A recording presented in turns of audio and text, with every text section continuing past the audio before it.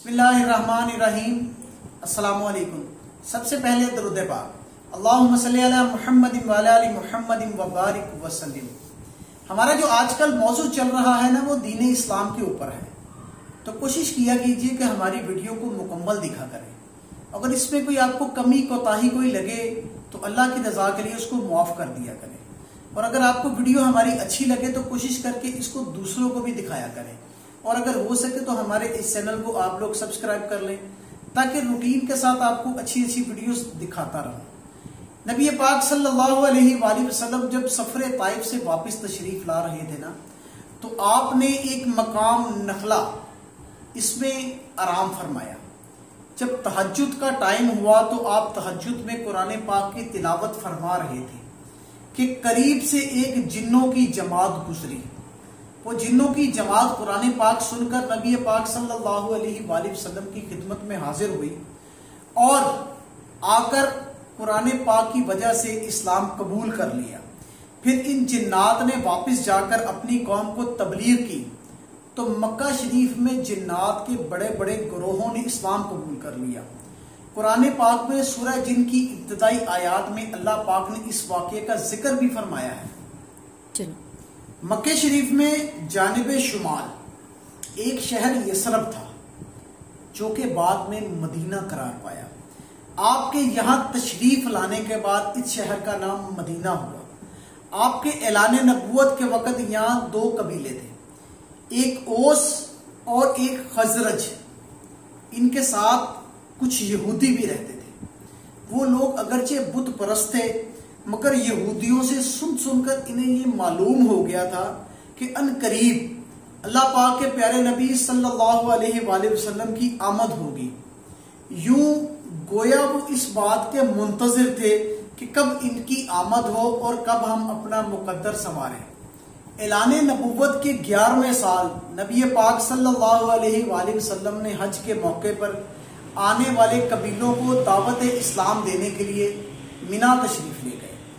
مینا میں جو گھاٹی ہے جہاں آج مسجد عقبہ، یعنی کہ عربی میں گھاٹی کو عقبہ گھاٹی کو کہتے ہیں، وہاں آپ تشریف فرما تھے کہ قبیلہ خزرج کے 6 آدمی آپ کے پاس آئے، اور آپ صلی اللہ علیہ وآلہ وسلم نے ان لوگوں سے ان کا شجرہ نسب پوچھا۔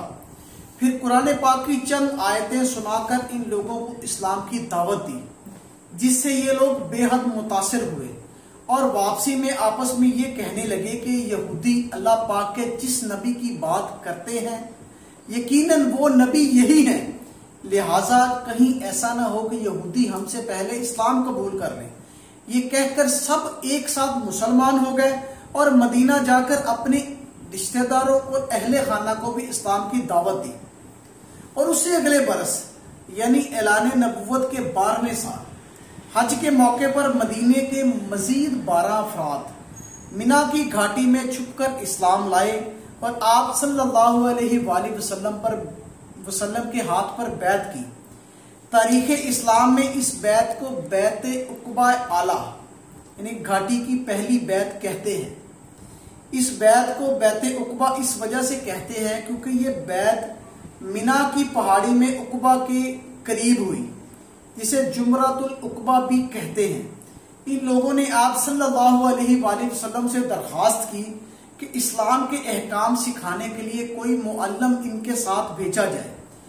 آپ صلی اللہ علیہ وآلہ وسلم نے حضرت معصب بن عمیر رضی اللہ تعالیٰ عنہ کو ان کے ساتھ مدینہ شریف بھیج دیا۔ انہوں نے وہاں جا کر گھر گھر دین کی دعوت دی، اور روزانہ کئی افراد نے ان کی دعوت پر اسلام قبول کیا، یہاں تک کہ اسلام کا بول بالا آہستہ آہستہ ہر گھر میں ہونے لگا۔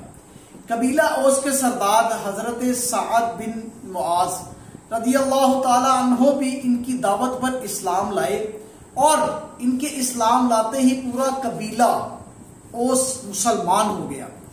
اور اس بیعت کے 1 سال بعد یعنی اعلان نبوت کے 13ویں سال حج کے موقع پر مدینے کے 72 افراد نے مینا کی اسی گھاٹی میں اپنے بت پرست ساتھیوں سے چھپ کر اللہ پاک کے پیارے نبی صلی اللہ علیہ وآلہ وسلم کے مبارک ہاتھ پر بیعت کی، اور یہ عہد کیا کہ ہم لوگ آپ صلی اللہ علیہ وآلہ وسلم اور اسلام کے لیے اپنی جانوں کا نذرانہ دینے سے گریز نہیں کریں گے۔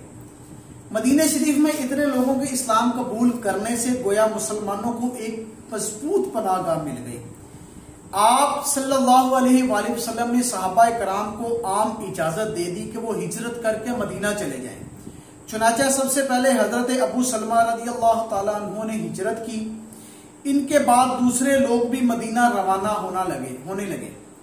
جب کفار کو پتہ چلا تو انہوں نے ہجرت کرنے والوں کو روکنے کے لیے کوششیں تیز کر دی، مگر چھپ چھپ کر لوگوں کی ہجرت کا سلسلہ جاری رہا، یہاں تک کہ تھوڑے ہی عرصے میں بہت سے صحابہ کرام ہجرت کر کے مدینہ تشریف لے گئے۔ اب نہ مکہ شریف میں صرف وہ لوگ رہ گئے تھے جو یا تو کافروں کی قید میں تھے یا غربت کی وجہ سے ہجرت نہیں کر سکتے تھے۔ اللہ پاک کے پیارے نبی صلی اللہ علیہ وآلہ وسلم کو ابھی تک اللہ پاک کی طرف سے ہجرت کا حکم نہیں ہوا تھا، اس لیے آپ صلی اللہ علیہ وآلہ وسلم مکے میں رہے۔ آپ کے حکم سے حضرت ابوبکر صدیق اور حضرت علی ابھی تک مکہ شریف میں رکے ہوئے تھے۔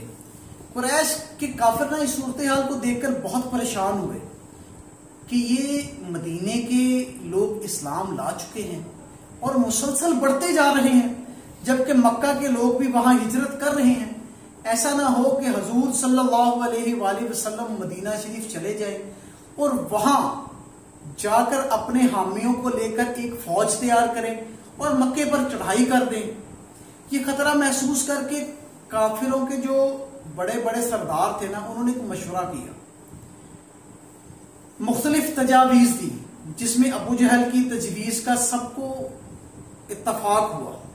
اس کا مشورہ یہ تھا کہ ہر قبیلے سے ایک ایک جوان کو تلوار دی جائے، وہ سب ایک ساتھ حملہ کر کے معاذ اللہ نبی پاک صلی اللہ علیہ وآلہ وسلم کو شہید کر دیں۔ تمام قبیلوں کے لوگ اس میں شریک ہوں گے تو بنو ہاشم کسی سے بھی جنگ نہ کر سکیں گے، یعنی کہ اگر سارے قبیلے شریک ہو گے نا تو بنو ہاشم کے لوگ کسی سے جنگ نہ کر سکیں گے اور خون بہا لینے پر راضی ہو جائیں گے۔ یعنی کہ اگر ہم ایک سائڈ پر زیادہ بندے ہوں گے، ایک سائڈ پر کم ہوں گے، تو نبی پاک صلی اللہ علیہ وآلہ وسلم پر حملہ کر کے معاذ اللہ ان کو شہید کر دیں گے نا، تو ان کو جنگ نہیں لڑنی پڑے گی، ہم سے جنگ نہیں لڑیں گے، ہم سے خون بہا لے لیں گے۔ اور سب نے اس بات پر اتفاق کیا اور مجلس ختم ہو گئی۔ تو حضرت جبرائیل علیہ السلام اللہ پاک کا حکم لے کر نازل ہوئے اور اس واقعے کی نبی پاک صلی اللہ علیہ وآلہ وسلم کو خبر دی اور کہا کہ آج رات آپ اپنے بستر پر نہ سوئیں اور مدینہ شریف میں ہجرت کر کے چلے جائیں۔ تو کافروں نے رات کے وقت اپنے طے شدہ منصوبے کے مطابق آپ صلی اللہ علیہ وآلہ وسلم کے مکان عالی شان کو گھیر لیا اور انتظار کرنے لگے کہ آپ سو جائیں تو وہ ان پر معاذ اللہ حملہ کریں۔ اس وقت صرف حضرت علی رضی اللہ تعالیٰ عنہ وہاں پر موجود تھے۔ کافر اگرچہ آپ کے دشمن تھے مگر انہیں آپ کی امانت و دیانت پر پورا بھروسہ تھا، یہی وجہ تھی کہ وہ اپنی امانتیں آپ صلی اللہ علیہ وآلہ وسلم کے پاس رکھواتے تھے۔ دشمن بھی تھے اور نبی پاک صلی اللہ علیہ وآلہ وسلم کے پاس امانتیں بھی رکھواتے تھے۔ اس وقت بھی کئی امانتیں آپ صلی اللہ علیہ وآلہ وسلم کے مکان عالی شان میں موجود تھی۔